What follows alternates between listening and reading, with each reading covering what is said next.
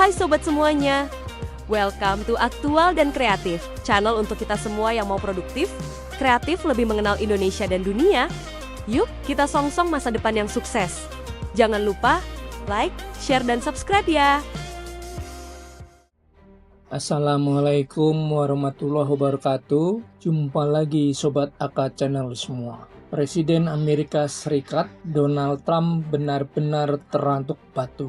Lagi-lagi Trump menjilat ludahnya sendiri. Baru beberapa hari menyatakan kebijakan Freedom Project, yakni proyek untuk membebaskan kapal-kapal yang tidak bisa memasuki Selat Hormuz, tiba-tiba saja dibatalkan. Itulah Donald Trump. Sampai batas waktu izin perang selama 60 hari telah berakhir, AS Israel harus menerima kenyataan Iran bukannya mengibarkan bendera putih, justru sebaliknya berani memamerkan kekuatan perangnya. Sebelum Donald Trump mencabut Freedom Project, sebuah pesawat perang Amerika sampai saat ini kehilangan kontak ketika berada di atas Teluk Persia. Belum ada pernyataan resmi apakah pesawat tersebut menjadi korban senjata perang Iran atau karena masalah lain.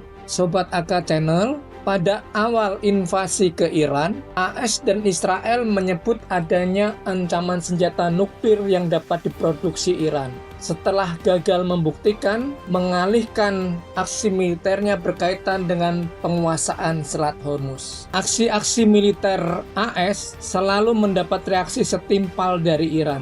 Kita bisa membayangkan jika Freedom Project berjalan, ada beberapa kapal perang Amerika, baik penyapu ranjau atau kapal perang lainnya, mengawal kapal-kapal tanker, kapal-kapal kargo yang akan melintasi Selat Hormuz. Mampukah militer AS melakukan hal itu? Tentu saja kita tidak meyakini.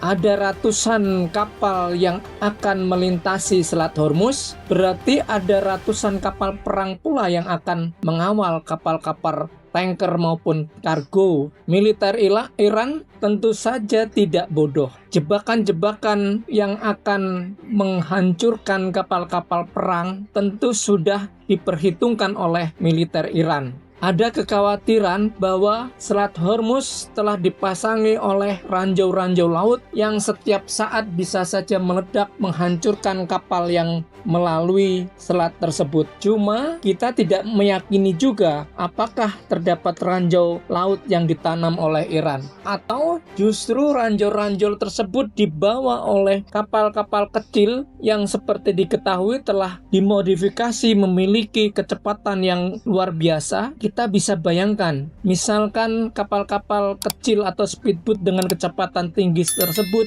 yang jumlahnya diperkirakan ribuan dan pada saat ini bersandar di bunker-bunker yang dimiliki Iran, mengepung sebuah kapal fregat atau penyapu ranjau milik Amerika Serikat. Apakah kapal perang Amerika Serikat akan mampu menghalau kapal-kapal kecil dan berkecepatan tinggi tersebut dan kemudian menenggelamkan sehingga pengawalan terhadap kapal tanker dan kargo milik negara-negara yang akan melintasi Selat Hormuz bisa lolos begitu saja? Sobat AK Channel, beberapa waktu yang lalu Menteri Luar Negeri Iran telah bertemu dengan Perdana Menteri Cina Xi Jinping. Tentu saja diplomasi ini pasti akan membahas konflik di Timur Tengah dan juga konflik antara Israel AS melawan Iran. Sejauh ini dicurigai memang Cina membantu militer Iran, terutama dari aspek teknologi, bahkan juga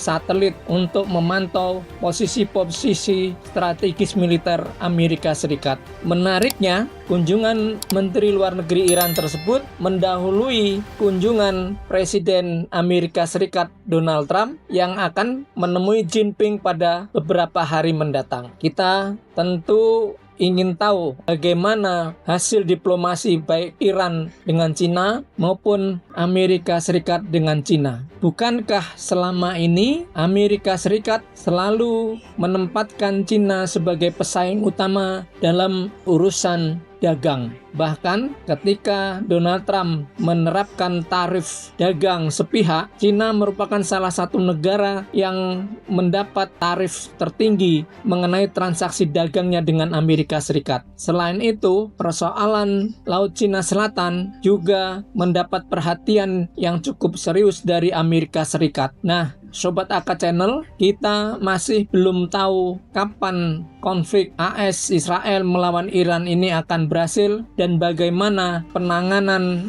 Selat Hormuz dan blokade militer AS di laut untuk menutup kapal-kapal tanker maupun kapal kargo yang akan memasuki Iran atau keluar dari Iran yang berkaitan dengan kepentingan ekonomi Iran. Yang pasti, Sobat AK Channel semua, tentu saja kondisi seperti ini yang sudah diketahui berpengaruh besar terhadap persoalan harga bahan bakar minyak mentah yang bersumber dari Iran dan sudah mengalami lonjakan harga, diharapkan dapat segera berhasil, dapat segera selesai. Indonesia pun telah merasakan dampak secara langsung dengan kondisi konflik di Timur Tengah tersebut. Berbagai kebijakan sudah dikeluarkan oleh pemerintah Presiden Prabowo Subianto yang pada intinya untuk menyelamatkan perekonomian Indonesia. Demikian Sobat AK Channel semua, semoga informasi ini bermanfaat untuk menambah pengetahuan kita. Wassalamualaikum warahmatullahi wabarakatuh.